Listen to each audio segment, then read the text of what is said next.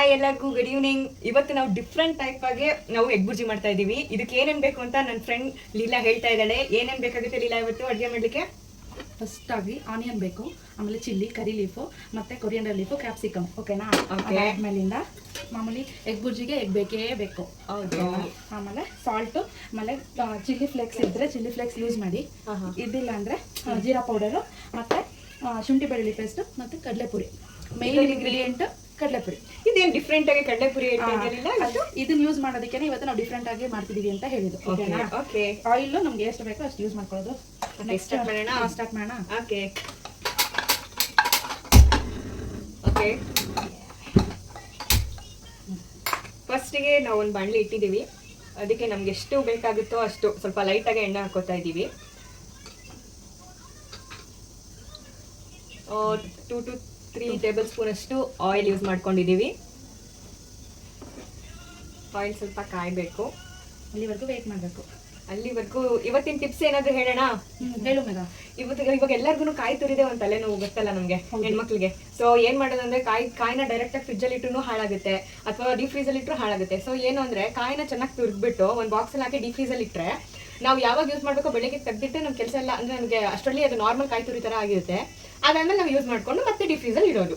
ಈಗ ಆಯಿಲ್ ಕಾಯ್ದಿದೆ ಮಗ. ಓಕೆ. ಹಾಕೋಣ. ಓಕೆ. ಕರಿಬೇವು ಸಿಡಿತಿದೆ. ಕರಿಬೇವು ಸಿಡಿತಾ ಇದೆ.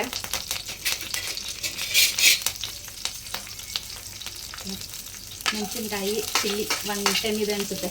10 ಹಸಿಮೆಣಸಿನ್ಕಾಯಿ ಹಾಕಿದ್ದೀವಿ.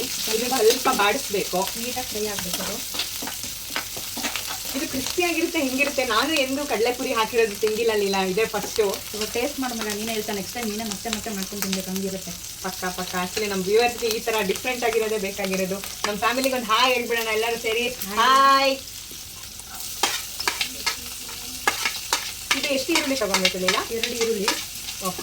ತಗೊಂಡು ಕಂಪ್ಲೀಟಾಗಿ ಮಾಮೂಲಿ ಚಿಕ್ಕದಾಗಿ ಸ್ಮಾಲ್ ಸೈಜಾಗಿ ಚಾಪ್ ಮಾಡ್ಕೊಂಡಿರೋದು. ಹೈ ಫ್ಲೇಮಲ್ಲೇ ಮಾಡಬೇಕು. ಹೌದು. ನೀಟಾಗಿ ಒಂದು ಸ್ವಲ್ಪ ಗೋಲ್ಡನ್ ಬ್ರೌನ್ ಬರೋವರೆಗೂ ಫ್ರೈ ಮಾಡ್ಕೊಂಡು ಚೆನ್ನಾಗಿರುತ್ತೆ.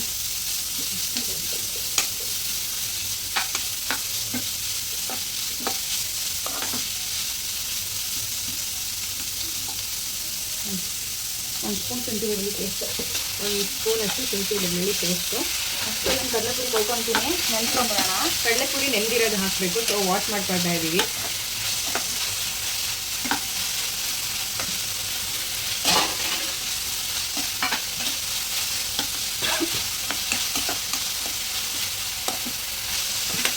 ಗಮ ಅಂತ ಇದೆ ಶುಂಠಿ ಬೆಳ್ಳುಳ್ಳಿ ಪೇಸ್ಟನ್ನು. ನಾವು ಯಾವ ಬ್ರ್ಯಾಂಡಲ್ಲಿ ಯೂಸ್ ಮಾಡ್ತಾ ಇದ್ದೀವಿ? ಮಾಜಾ. ಮಾಜಾ ಅನ್ನೋ ಬ್ರ್ಯಾಂಡ್ ಯೂಸ್ ಮಾಡ್ತಾ ಇದ್ದೀವಿ. ಚೆನ್ನಾಗಿದೆ, ಫ್ರಾಗ್ರೆನ್ಸ್ ಎಲ್ಲ ಫ್ರೆಶ್ ಆಗೇ ಇದೆ.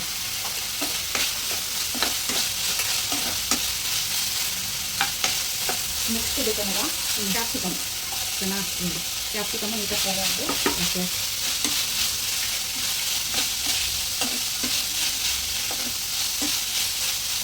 ಎಲ್ಲ ಮೊಟ್ಟೆ ಒಂದಕ್ಕೆ ಮೊದಲೇ ಒಡ್ದು ಹಾಕೊತಾ ಇದ್ದೀಗ.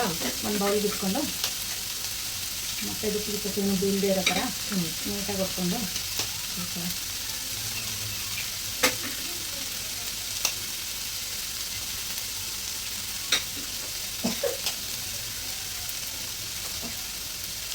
ನಾವು ಇವಾಗ ಆಲ್ಮೋಸ್ಟ್ 5 ಎಗ್ ತೊಗೊಂಡಿದ್ದೀವಿ. ಇದು ಎಷ್ಟು ಜನಕ್ಕಾಗುತ್ತೆ? 3 to 4 ಮೆಂಬರ್ಸ್ ಆಗುತ್ತೆ.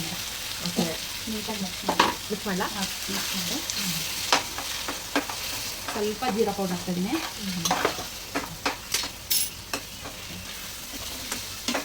ಪೆಪ್ಪರು ಚಿಕ್ಕ ಟೇಬಲ್ ಸ್ಪೂನ್ 1 ಸ್ಪೂನ್ ಸಾಕಾಗುತ್ತೆ. ಓಕೆ.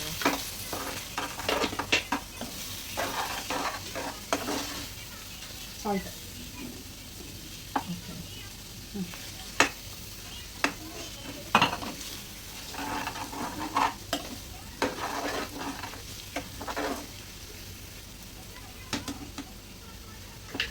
ಓಕೆ.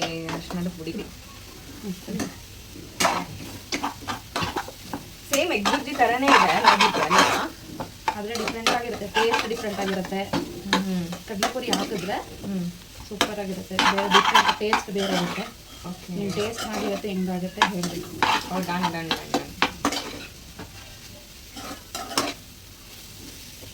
ನಮ್ಮ ಅಡುಗೆ ಒಂದು 70% ಬೇಗ ಆಗೋಗುತ್ತೆ. ಎಲ್ಲ ರೆಡಿ 5 ಮಿನಿಟ್ಸ್ ಅಲ್ಲಿ ಇದ್ರೆ 5 ಮಿನಿಟ್ಸ್ ಅಲ್ಲಿ ಆರಾಮಾಗಿ ಆಗೋಗುತ್ತೆ ಅಲ್ವಾ?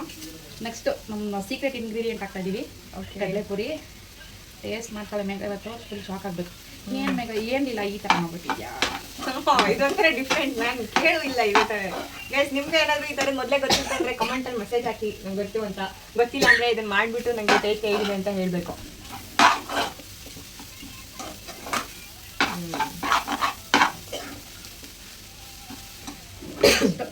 ಕೊತ್ತಂಬರಿ ಸೊಪ್ಪು ಫೈನಲ್ ಗಾರ್ನಿಶಿಂಗಿಗೆ.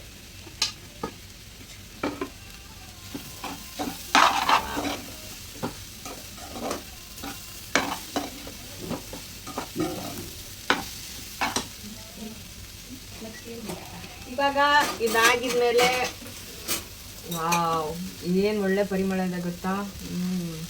ನಮಗೆ ಆ್ಯಕ್ಚುಲಿ ಇಲ್ಲ ಗೊತ್ತಾಗ್ತಾ ಇಲ್ಲ ಇದು ಎಗ್ ಬುರ್ಜಿನ ಏನು ಅಂತ. ಅಷ್ಟು ಚೆನ್ನಾಗಿ ಬರ್ತಿದೆ. ಒಂದು ಚೂರು ಎಗ್ದು ಒಂದು ಸ್ಮೆಲ್ಲು ಇಲ್ಲ, ಸೂಪರ್ ಆಗಿದೆ ಮಾತ್ರ. ನಮ್ಮ ಅಡುಗೆ ಕಂಪ್ಲೀಟ್ ಆಗಿದೆ ಇವಾಗ. ಓಕೆ, 5 ಮಿನಿಟ್ಸಲ್ಲೇ ಆಗೋಗುತ್ತೆ ಅಲ್ವಾ? ಆಗೋದ್ರೆ 5 to 8 ಮಿನಿಟ್ಸ್ ನಾವು ಮಾತಾಡೋಕ್ಕೆ ಆಲ್ಮೋಸ್ಟ್ ಬೇಕು. ಇನ್ನೊಂದು 2 ನಿಮಿಷ.